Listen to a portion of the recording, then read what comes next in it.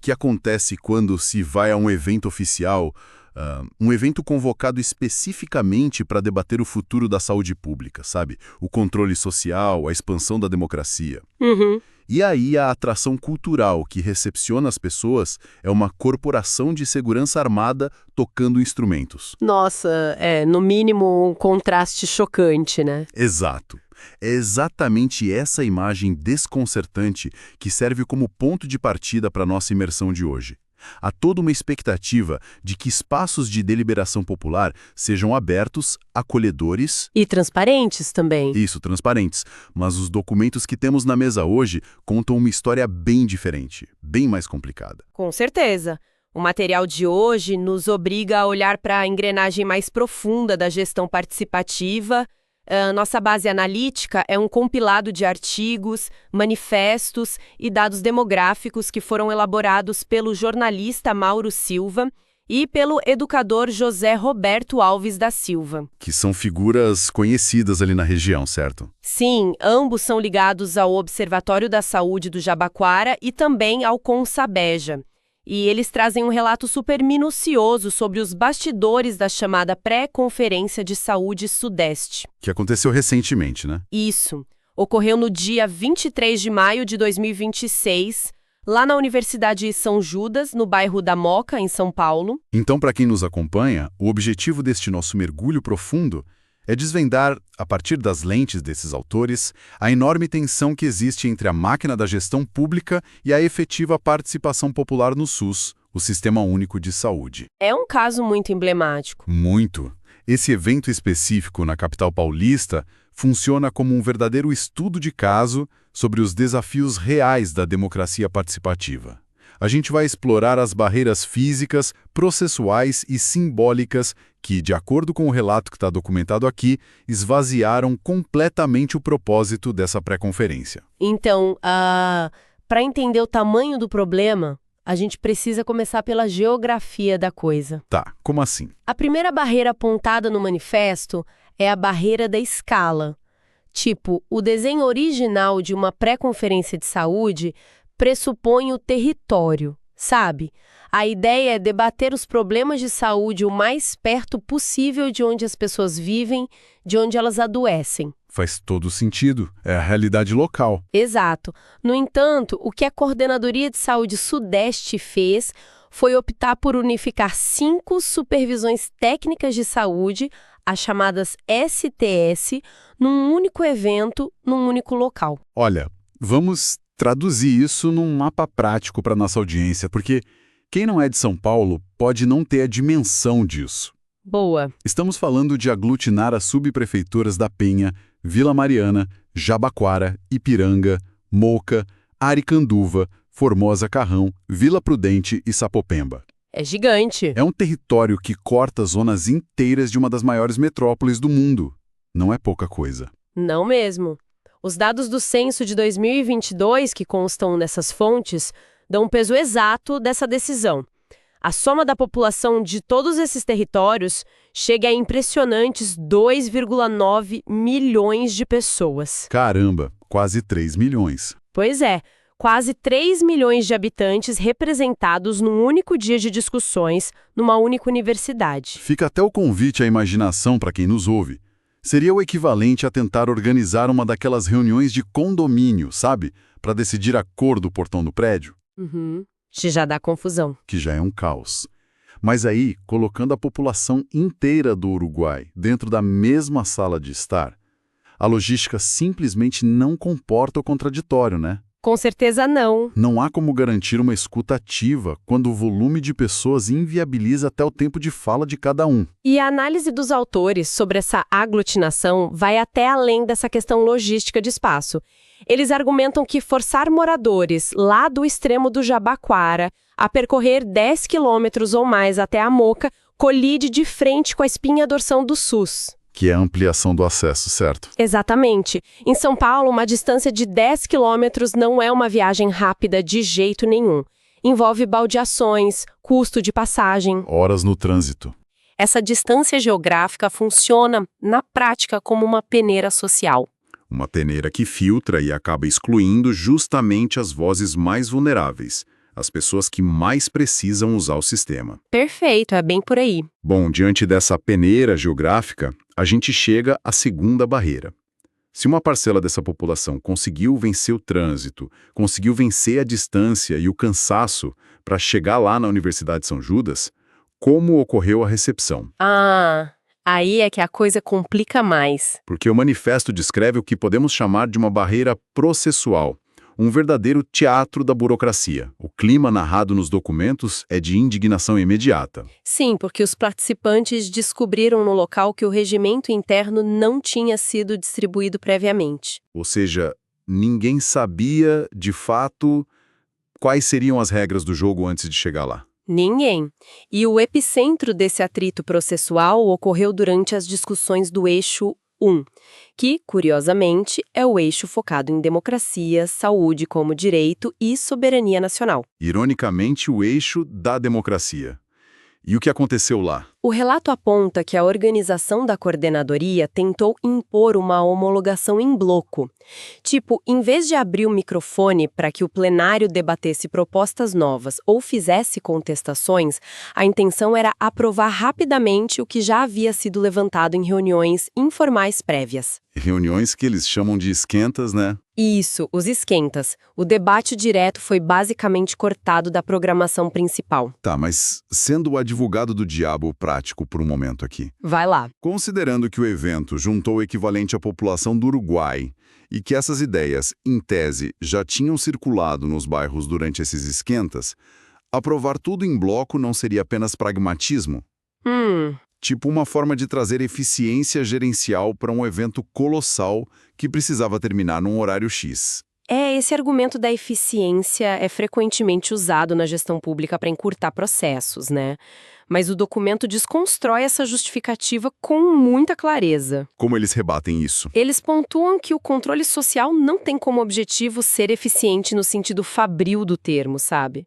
A função de uma conferência não é despachar papelada rapidamente, mas sim conferir, tensionar, expor falhas. Exigir transparência? A decisão da gestão de juntar quase 3 milhões de pessoas é usado como álibi para pular o debate, a participação vira só uma cerimônia de fachada. Nossa, é como receber um contrato de aluguel de 100 páginas e o corretor virar dizer, assina logo em 10 segundos, a gente já leu o básico antes e tá tudo certo. Boa analogia. Até o eficiência beneficia quem escreveu o papel e detém o poder da caneta, não quem vai morar na casa. Ou, no nosso caso, quem vai depender daquele posto de saúde todo dia. A analogia ilustra super bem essa assimetria de poder. E foi justamente essa recusa em ler o contrato detalhado que causou o ápice do protesto no evento. Os autores não aceitaram isso quietos, né? Não, Mauro Silva e José Roberto não foram lá de mãos abanando. Eles trouxeram um documento robusto, diagnosticando as feridas abertas na saúde do Jabaquara. E aí? E aí que quando eles solicitaram a leitura formal dessas propostas, a coordenação recusou. Diante desse silenciamento na prática, os dois autores relatam que se retiraram da sala em um ato de protesto político. O que nos leva, inevitavelmente, a abrir esse documento que foi recusado. O que havia naquelas páginas que não podia ser discutido abertamente? É um material bem denso. Sim, o raio-x do Jabaquara que eles trazem é contundente. Para quem não conhece, estamos falando de um território de 230 mil habitantes, onde 1/3 das pessoas sobrevivem em áreas de favelas e cortiços. É muita vulnerabilidade concentrada. Muita. Uma região que depende de 9 unidades básicas de saúde, lida com hospitais municipais operando frequentemente de portas fechadas para novas emergências, e que sofre de forma crônica com a ausência de uma AMA especialidades. E para a gente compreender o peso dessa ausência, é preciso entender o mecanismo do sistema, sabe?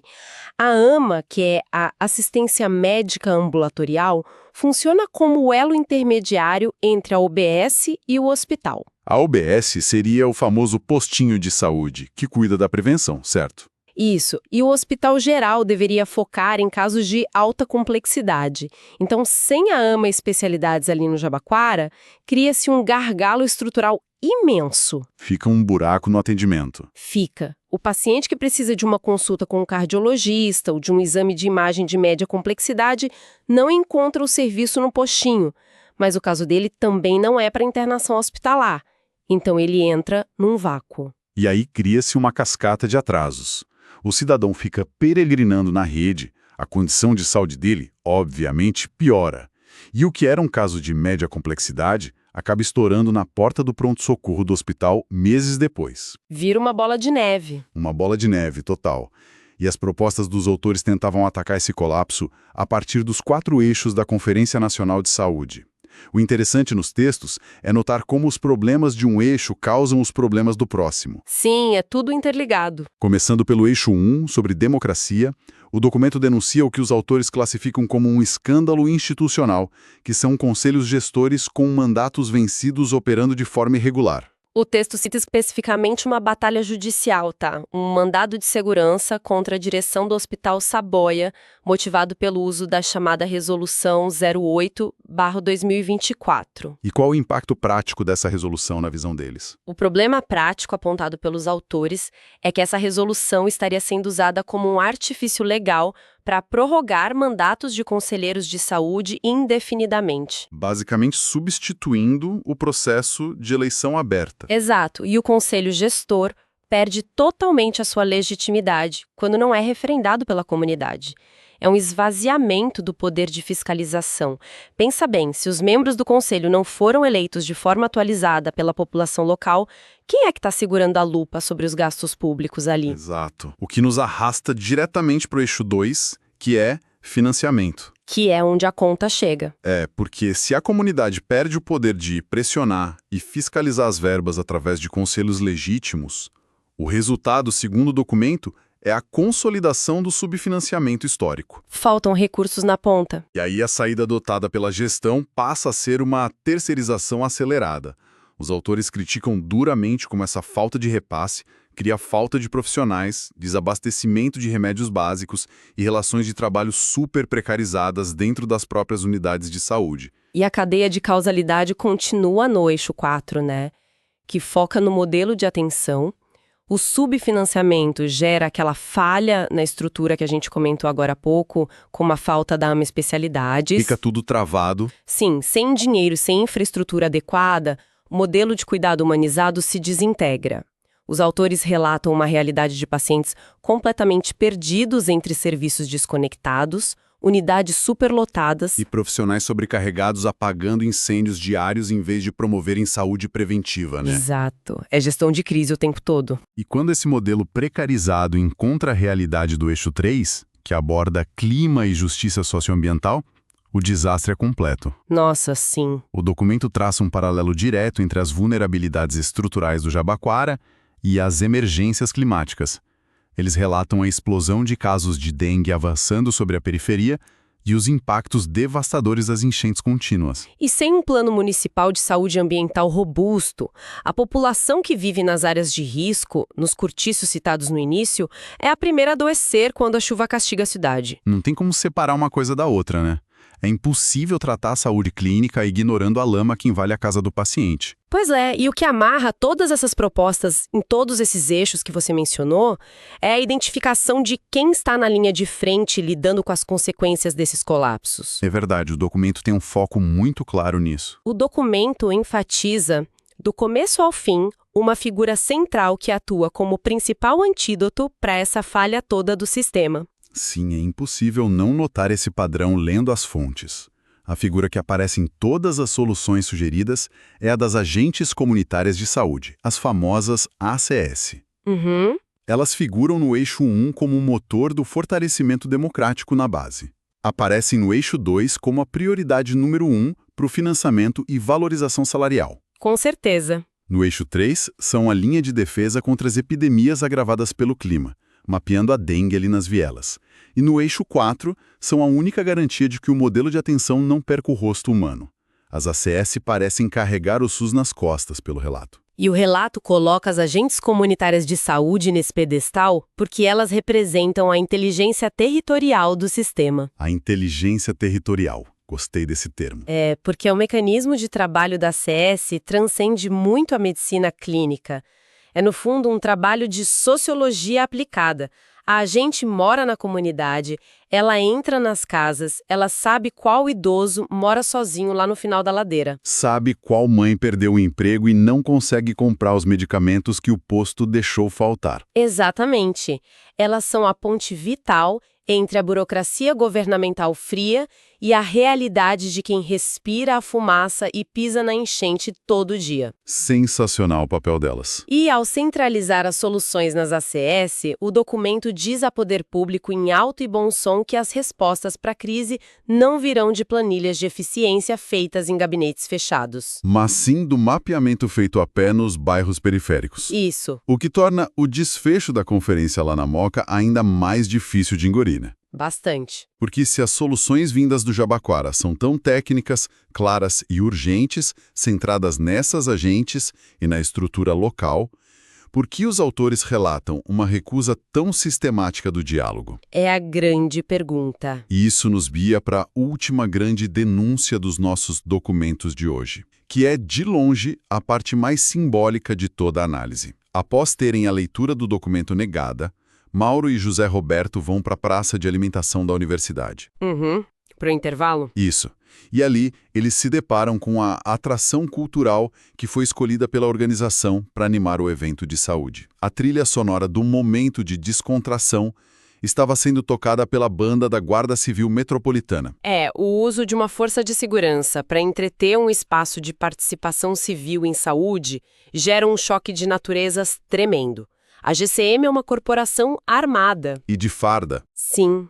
A presença de uniformes e do aparato de policiamento no meio de delegados de saúde não é um detalhe neutro, sabe? Especialmente num país como o nosso, onde a relação entre as periferias e as forças de segurança é historicamente complexa, muitas vezes tensa. Qual é a mensagem visual que se passa aqui? Vamos pensar no contexto relatado pelas fontes. As pessoas já chegam ao evento exaustas por causa da distância. Descobrem que as regras não foram repassadas. Veem que o microfone foi cortado e que as propostas já estão prontas para homologação sem debate. Um cenário de bloqueio total. Bloqueio total. E tem mais. Os conselheiros lidam com proibições bizarras de gravar as reuniões públicas em áudio ou vídeo, o que contraria até o Ministério Público. Pois é. E aí, na hora de relaxar, quem está no palco comandando o ambiente é a Guarda Armada. A leitura que os autores fazem dessa escolha simbólica é muito perspicaz. Eles apontam que a gestão adota uma cultura de intimidação subliminar. Intimidação subliminar. A mensagem codificada ali no ambiente é de que a participação popular no SUS deve ser estritamente tutelada, monitorada e controlada. Como se a população não estivesse ali como parceira de construção política, né? Exato, mas como um grupo que precisa ser domesticado sob o olhar atento da autoridade institucional. E o documento defende que isso fere o princípio mais fundamental da Lei Municipal 13.325 de 2002, que regulamenta os conselhos gestores justamente como espaços livres e autônomos. E o mais grave apontado nos textos é que não se trata de uma infelicidade isolada daquele dia. O manifesto correlaciona esse episódio com eventos recentes organizados pela mesma Coordenadoria de Saúde Sudeste. Eles dão outros exemplos, né? Eles detalham o que ocorreu apenas um mês antes da conferência, em abril de 2026, durante a primeira semana antirracista. Esse caso é emblemático. Demais. O nome do evento promete reparação histórica e escuta das populações marginalizadas. Mas os autores relatam a composição de uma mesa principal majoritariamente branca.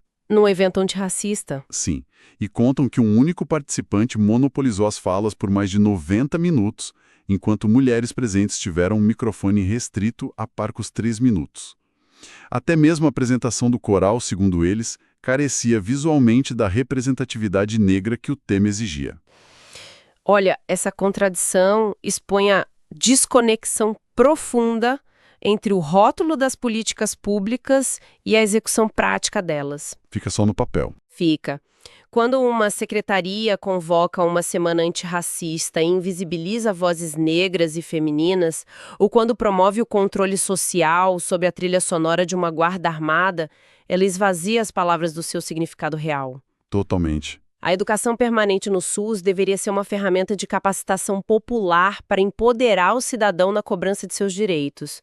No entanto, o diagnóstico claro desse manifesto é que esses espaços estão sendo apropriados como instrumentos de silenciamento. E para lidar com esse absurdo, é interessante notar como os autores recorrem a um senso de humor afiado e muito irônico no texto. Eles pegam pesado na ironia ali. Eles escrevem que, se esse é o padrão estabelecido pela Coordenadoria Sudeste de desconexão entre o tema e execução, o próximo passo da gestão seria convidar uma banda naval estrangeira para celebrar a independência nacional. Nossa. O Tior.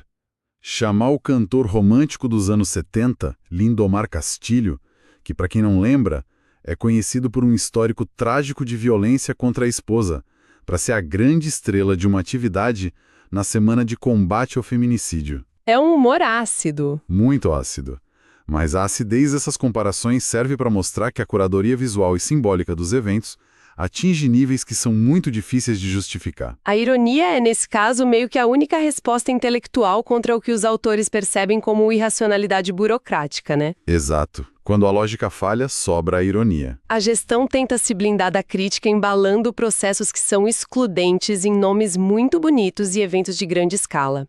Mas, ao proibir gravações e negar a leitura de documentos que refletem a dor real do Jabaquara, a coordenadoria não está apenas se blindando do atrito gerencial. O que mais ela está fazendo? Ela está sufocando a oxigenação que o próprio Sistema Único de Saúde precisa para corrigir seus próprios rumos. O sistema precisa da crítica para melhorar. Essa resistência ao debate nos traz a conclusão do nosso percurso de hoje. O manifesto que analisamos é, na sua essência, um chamado muito firme à responsabilidade institucional. Sem dúvida. Há ali uma exigência direta para que a Secretaria Municipal de Saúde de São Paulo saia do silêncio e preste esclarecimentos sobre essas denúncias todas, tanto operacionais quanto comportamentais. Porque as conferências de saúde não são propriedades de grupos políticos, né? Jeito nenhum. Tampouco são extensões de gabinetes burocráticos. Elas pertencem a quem bate a porta da UBS de madrugada para conseguir uma ficha de atendimento. Se a divergência for eliminada, esses fóruns viram apenas aplausos coreografados para decisões que já nasceram prontas. A constatação de que manobras administrativas, grandes distâncias físicas e essas pressões simbólicas conseguem imobilizar o controle social nos deixa com alerta grave, mas também com questionamento essencial para quem nos acompanha. E qual seria essa provocação final? Bom, a gente observou extensamente hoje como o modelo tradicional de reuniões presenciais foi facilmente neutralizado pelas táticas da burocracia. Isso nos obriga a olhar para o futuro e refletir, sabe?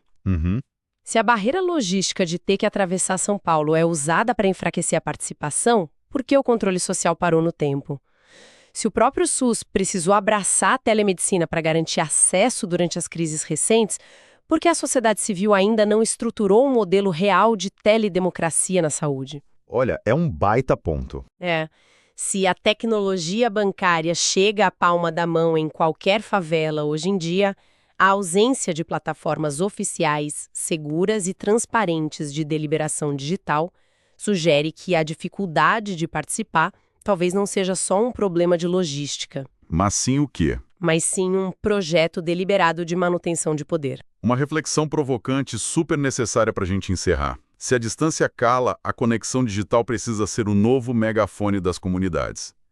Fica aí um excelente ponto de partida para futuras discussões sobre o aprimoramento da nossa cidadania por quem nos acompanha. Com certeza. Agradecemos enormemente a companhia de todos que estiveram conosco em mais esta análise detalhada. O convite permanece o mesmo de sempre. Continuem de olhos atentos para os processos que governam as nossas cidades, sigam questionando o porquê das regras não escritas e não deixem que o verniz burocrático esconda o que realmente importa. É isso aí. Um grande abraço a todos e até o nosso próximo mergulho profundo.